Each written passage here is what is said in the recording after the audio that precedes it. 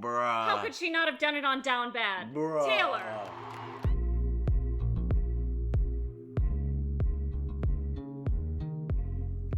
All right, we are here. It is 11:57. We are 3 minutes away from the release of the Tortured Poets Department. Woo! Yeah. All right, Zach and I are 3 going to minutes. react live, and then Ramal will join us for our later analysis. But Yeah. We wanted to get this to you guys for yes, sure.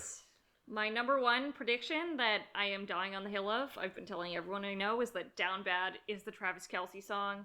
Our girl could not pass up a pun like that. I think it's gonna be really great. I mean, I do too. I've been kind of losing my mind, but 3 seconds. Here it comes. 1 second. It's up. All right, we are listening to Fortnight. Well, it's not the TikTok lake. No. That's Post. In the background. Mm-hmm. Yep. Yeah. He's just singing. He's not rapping so Yeah. far. Is this Maddie? Is this a Maddie song? 2 weeks? 2 weeks. That's about as long as it lasted, yeah. She's talking about a married guy?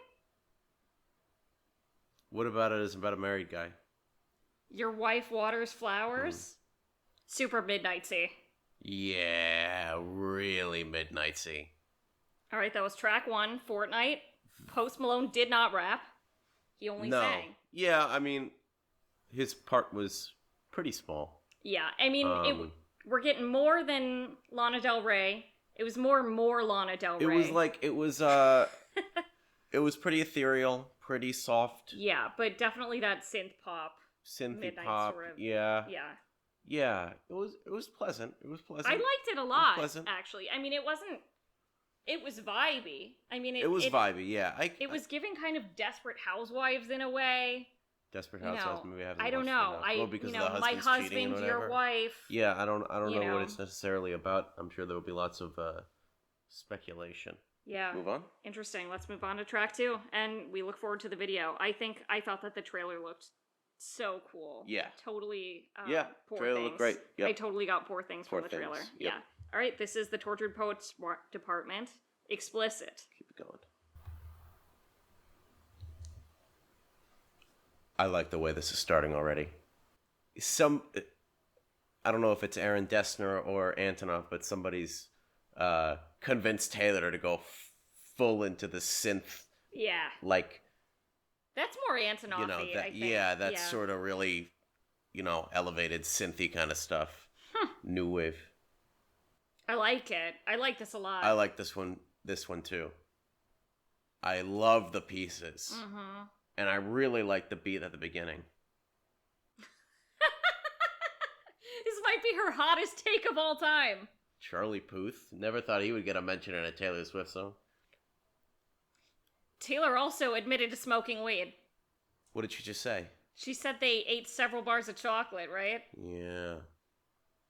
These songs people are gonna go crazy when she does these as secret surprise songs. Yeah. They're gonna blow up. Yep. They're gonna blow up. Yep. I like this a lot. This song is gonna be a favorite. Yeah. Oh, I love that little He would be the type to drag around a typewriter. Who Else Is Gonna Love Me? The production on this is fantastic. Really, really good. That's giving all too well. Yeah. You left the scarf in my apartment. Totally. I really liked that one a lot. That one was great. Yeah. That one was great. Oh, a little bit of a chime I liked at the the end. little wind chimes A little there. bit of a chime at the end. I can just you wanna see pause it, Jack pause it? Antonoff going off on that one. I can just see him going off on Yeah, it. is that a Dessner or Antonov? It's got to be an Antonov. Okay. Oh, we are getting some. Some chaotic text from them all. We're gonna have to wait. Right. We're gonna have to wait for that. That's gonna be. All right. We could do over under how many texts it'll be. Yes, over under. My guess 75. is Over 75. Oh, I was gonna go for 106. We'll see. All right, we'll see. We'll make sure that you know that. Okay. Moving on to My Boy Only Breaks His Favorite Toys. Oh boy. I will say I find the production on this so far a little bit more edgier than Midnight's. Definitely. And a little bit more... It's like Midnight's meets Rep. Yeah, it's not even rap. It's interesting. It's It's a little darker. Yeah, it is. It's kind of booming. Yeah, there's that booming and the it's bassy. Totally. It's bassy, and I don't know. Taylor Swift's music is not the bassiest music at all. There's a few songs, but a lot of like synthy repeater sounds. Yeah. This is upbeat. This almost reminds me of like Out of the Woods. Yeah, the sound you mean? Yeah, a little I bit. mean the end of this, the bridge. There's definitely some 1989-ish kind of sounds going on here. It's darker, but there is darker, some 1989 on there. Um, It's going really hard on the synth. Way heavier than Midnight's. Yeah, but way one heavier problem than I Midnight's. had with Midnight's, or one thing I didn't love about it, was the way that they were trying to. I like this. I like what they're doing here more than I liked what I did on Midnight's, especially on my initial listen.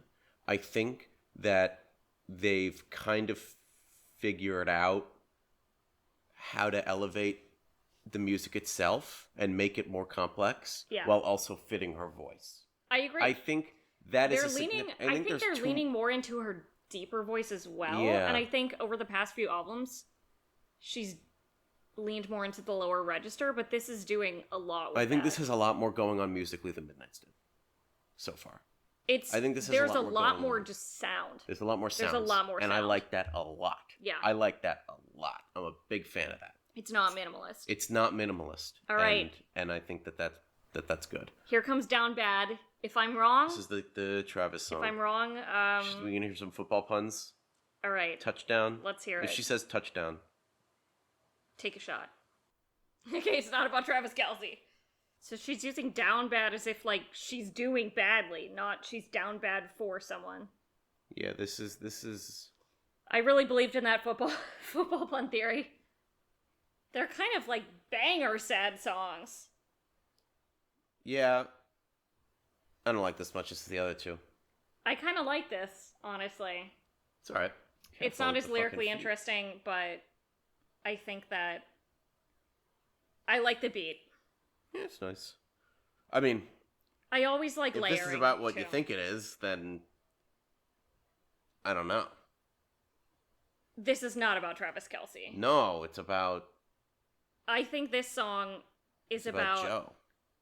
I think it's after she broke up with Maddie and then finally actually had to deal with the emotions of Joe. That's what I think it's about. Because she threw herself into that rebound so fast, this feels like Right.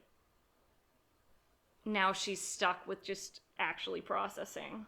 Perhaps. And it's leading right into So Long London. So Let's see what happens next. we're Just only go at right 9 into texts it. from Rumal. We're that's we're not going that right many. in. No, it's not. Maybe Especially given that I said 106. Acapella. More of those repeater sounds. He's going really hard on those. This is Aaron Dessner. Keep calm and carry on. I like those little. I like that a lot. So she's calling him London. The house that they bought, that they sold almost immediately after. She's also saying, she's saying so long, like the relationship was so long, but also so long goodbye. Right. Very breathy right now. This feels sort of folklore-y. Yeah. Yeah. It's more produced than folklore, but it does feel folklore-y. I like it. Yeah. I like it. You think she's gonna stay away from London for a little while? She went back to New York. I think that the Stitches Undone ties into the invisible string. Because they were sewn together and now they're not. Yeah, that one was good. Definitely folklore, folklore energy to that one. That one has folklore energy. I Yeah. really like that section of it, and I like the breathy section too. But 2 and 3, man. So in Torture Poets Department is still my favorite. Tortured Poets Department is my favorite so far too.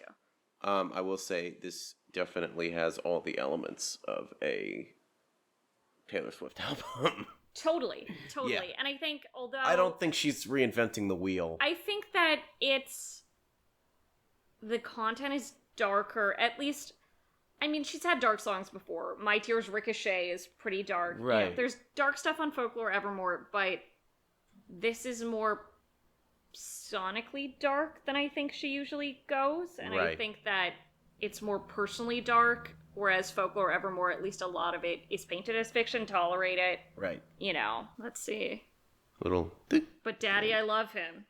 All right. Country. Mmm. Maddie. There's so much Maddie on this. The one.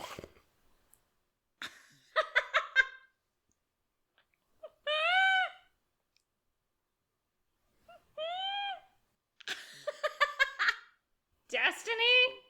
This feels like it was written right in the middle of it. Was he involved in the production of this song? Bitchin' and Moanin' is a fucking hilarious Taylor Swift line. It is. This is a hard-hitting song. This is a... I'm frankly devastated that Bitchin' and Moanin' didn't come out before we dropped the name of this podcast. Right, literally, this is what... Congratulations to whoever starts their Taylor podcast next week. Bitchin' and Moanin'. This is maybe one of her most surprising songs ever. This is a really crazy song. This is an extremely bold song. Yeah. This is very bold for Taylor. Very bold. Like, genuinely, like... Wow. Okay, we're up to 12 texts from Ramon. I've never... I'm a little bit speechless. She's kind of fucking trolling. She's kind of trolling us. She's kind of trolling in that song. that is... She's kind of trolling right now. That, I saw rumors online that song was gonna be, is this fucking play about us? This fucking play. It's also like she's so like, she's just being completely unapologetic. Yeah, she doesn't give and a also fuck. is like, leave me the fuck alone. Like, that's very different lyrically from what you normally think of a Taylor Swift song. I'm interested to see because I know that... And she's also like, oh, I'm willing to ruin my life because it's fun. Like, she's like, I'm willing to ruin my life because I'm willing to ruin my life for the chaos and the craziness, and you don't get to tell me what to do. It's almost like after So Long London, and I think she's very strategically placed the songs in the track list. Yeah. But it's after So Long London, and it's like she doesn't have anything to lose. Right, exactly. It's like, yeah. It's like, I'll disgrace my own name. The lyrics about her parents coming around and not supporting it are interesting. That is hilarious. It's also very interesting comparing it to Fortnight. Investing this hard in a relationship that was 2 weeks. Right.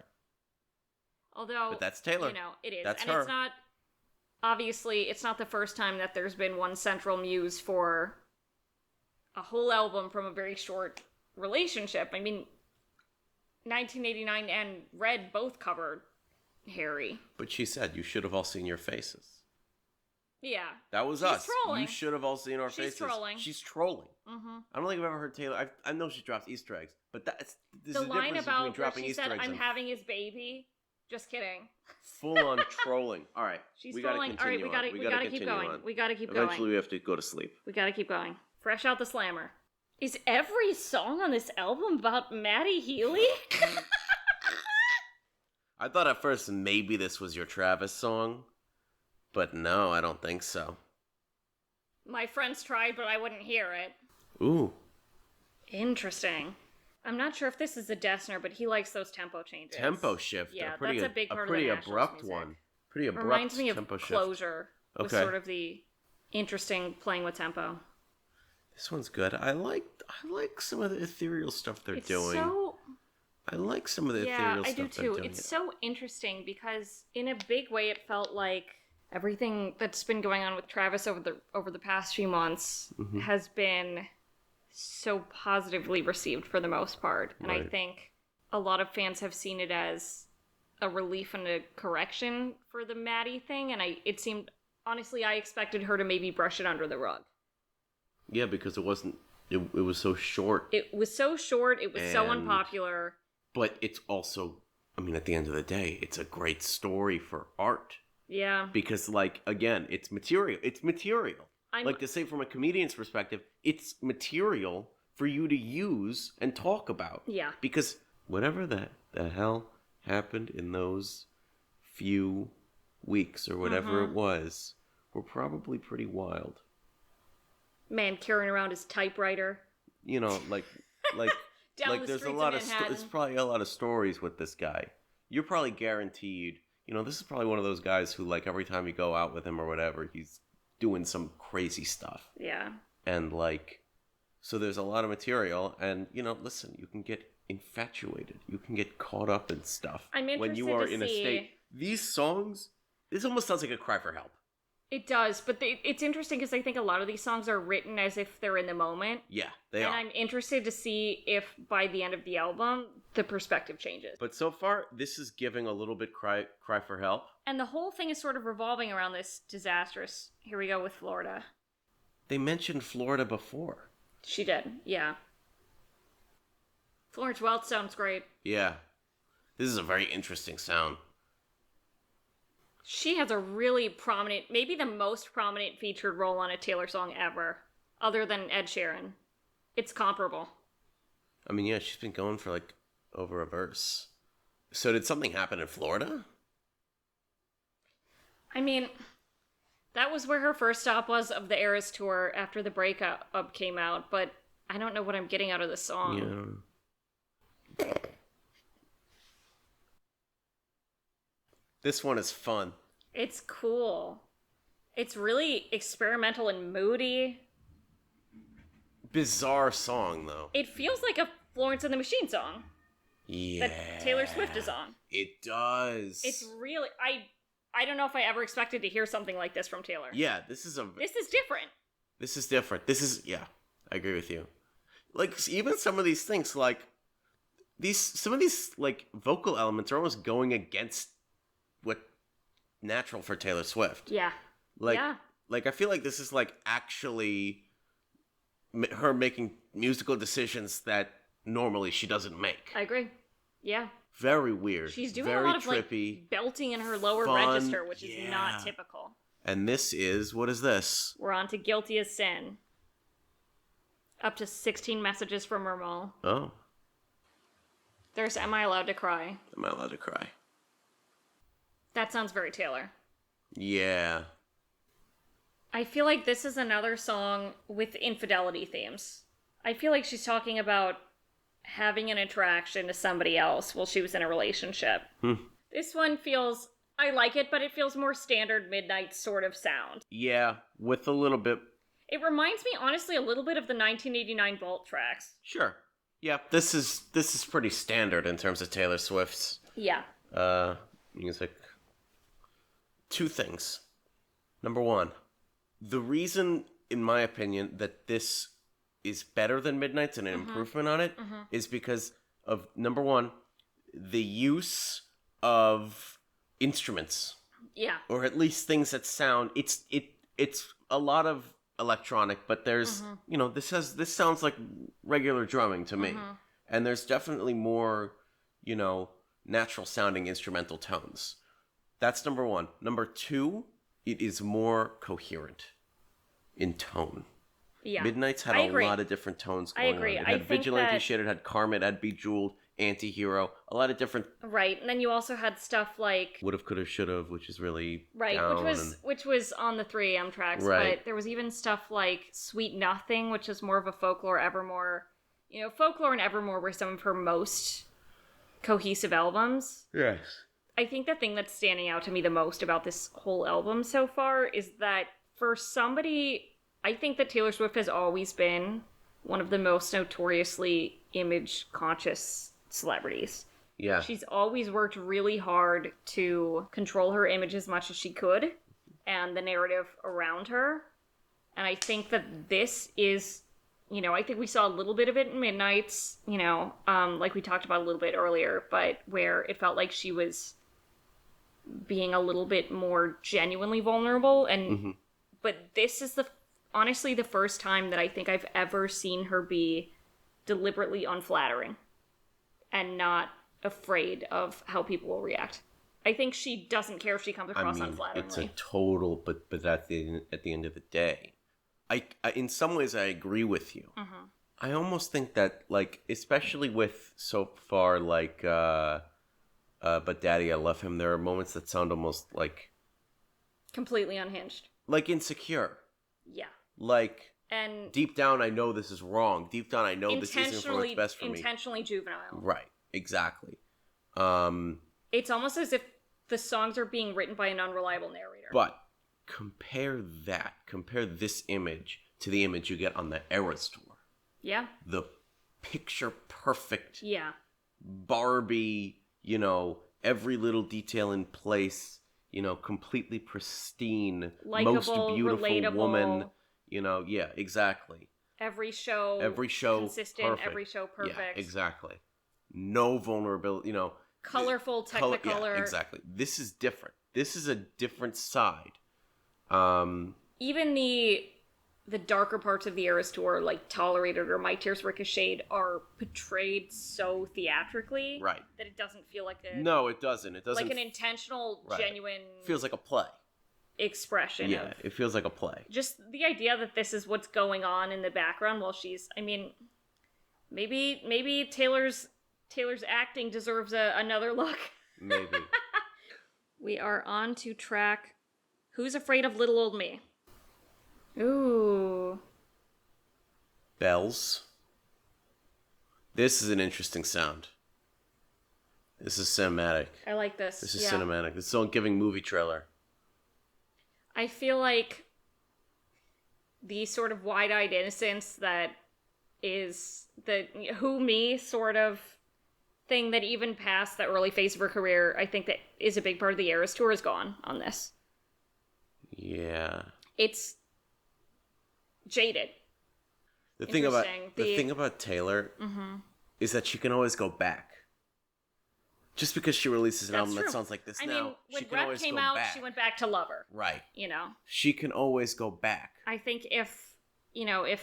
I mean, this is really like the modern version of Reputation in some ways. Yeah. The older version. The older version, yeah.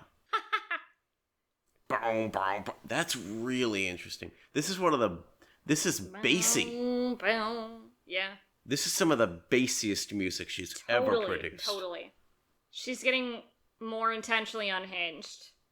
Yeah. I know that Ramal had said, is Who's Afraid of Little Old Me going to be like Who's Afraid of Virginia Woolf, which is about people going insane. Right. It's giving, like, Miss Havisham. Right. In her wedding dress, gone completely insane. In her, shuttered up old house. I like your interpretation that she's getting crazier. Yeah. Because she's clearly crazy in the earlier songs, but completely unself-aware. I think intentionally. And I think the complexity is going to miss a casual listener who doesn't... I think more than many of her albums, there's a cohesive story across the entire album. That's true. And she doesn't do that often. No. She often does stories within songs, but there is a cohesive story in this entire album. There is. That's true. That's true. I Can Fix Him? No, really, I can. Oh, no. Oh, no. This was the one that I think we knew what it was going to be about. She's starting to realize it. She's still delusional, but she's starting to realize it. The jokes are revolting. This says... Deep country? Really deep country, yeah. It's dark. A dangerous man. Much more diverse sound in this, yet more cohesive also than Midnight. I agree. Impressive. That's a short song. LOML. Mm-hmm. They're getting acoustic now. Mm-hmm. They're moving away. That last one was guitar. This one's piano. We're getting away from the electronic. This makes me think about the tick-tick-ticking of love bombs. Sounds like a love bombing song. I'm the love of your life. You're the love of my life. You told me every time. The love of your life. You remade me. I'll kill myself if you leave me. Get love quick scheme. We go from having one kiss to now we're getting married. Right. I like get love quick scheme. Yeah. That's good. That's a t-shirt right there. Get love quick scheme. Bitchin' and moanin'. It's another t-shirt. Is she saying that about Maddie or Joe? I'm actually... LOML is loss of your life or love of your life? I guess. I'm not sure. I'm not sure how to interpret that song. Yeah, honestly. me neither. I'd have to look at the lyrics. Yep. All right. Here she is. All right, we are moving on to I Can Do It With a Broken Heart. How many songs are there left? 4. Now we're back in the electronic. Mm-hmm. This is literally about the Eras Yeah. tour. Is that... Whose voice is that? I'm wondering what that is in the background. Wow. This is another one of those hard hitters. Mm-hmm. Because she's talking about that you can actually see. Yeah. Bitch smile. Lights, camera, bitch smile. Dance monkey dance. I'm so depressed I act like it's my birthday is about to be every girl's birthday Instagram caption. Yeah. Watch out. Don't try to come for my job. She's a professional. It makes me think about the woman that's in our logo, smiling for the crowd in the karma jacket. You know, the smile bitch lyric is maybe the most... Always. Yeah. Performing is a crazy thing to do in a lot of ways, because you basically have to mask everything that's... Performing like that, or performing as an actor, or performing like Taylor Swift, you have to hide everything, every thought, everything. It makes me think so much... Hitting your marks. About her in that surprise song performance when she said, "I'm the happiest I've ever been in my life." Right. That was maybe her most unhinged moment. Right, on the Eras tour. Yeah.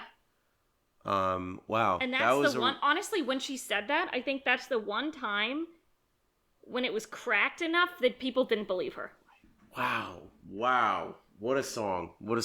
Oh my We're on goodness. to The Smallest Man Who Ever Lived. Oh my Hopefully goodness. this is the conclusion of the saga. I can see getting to LOL to the next song to this. Mm-hmm. It is a story. Yeah, it is. Now she's waking up. Let's keep going. All right, last song. Clara Bow. Wait, don't we have 2 more? Nope, this is the last. Oh, The Alchemy. Are we going to make the 2 a.m. release? Touchdown. Here's the Travis song. Here it is. I mean, the placement makes sense. We got bench. We got bench warmers cut from the team. Oh my god.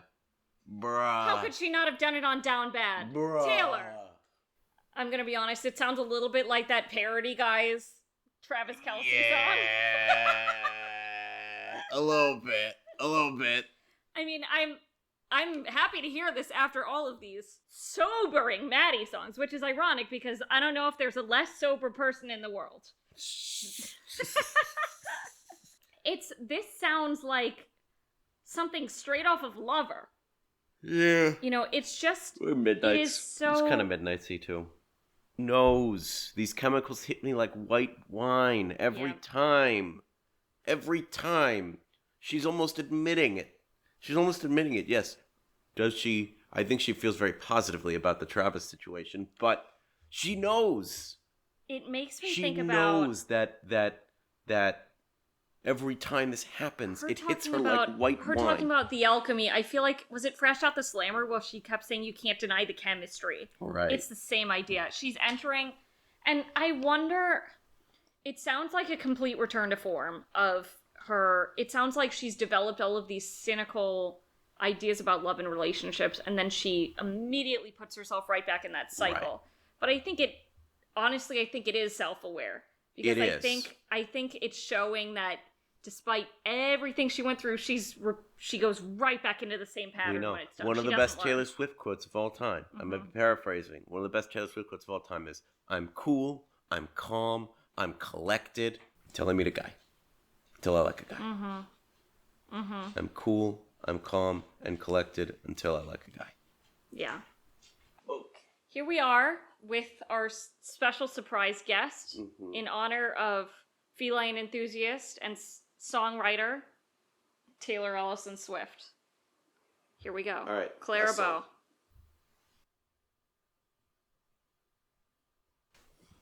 It's hell on earth to be heavenly. Them's the breaks.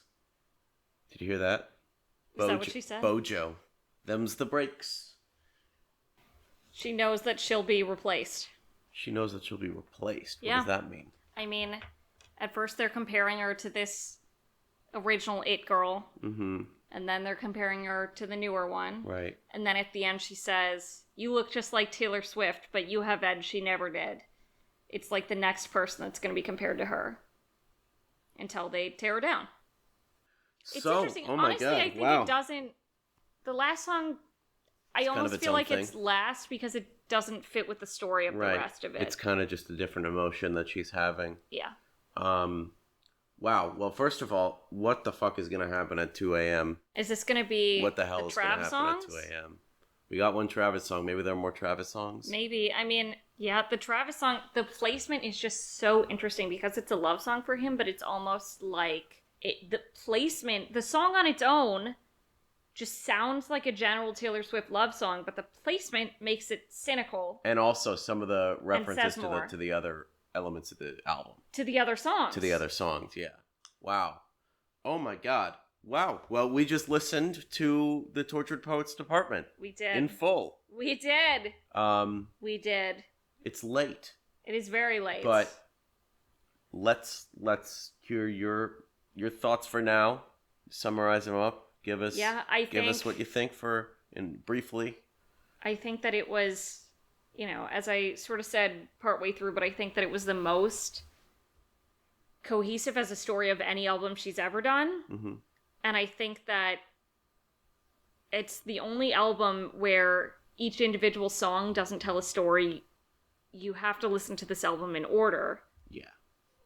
For it to have that impact. Yeah. And I feel like it's the most intentionally unflattering. And, she's always showing us a specific image of herself, but this one is so deliberately unhinged and unflattering that it's really kind of shocking, I think. Different.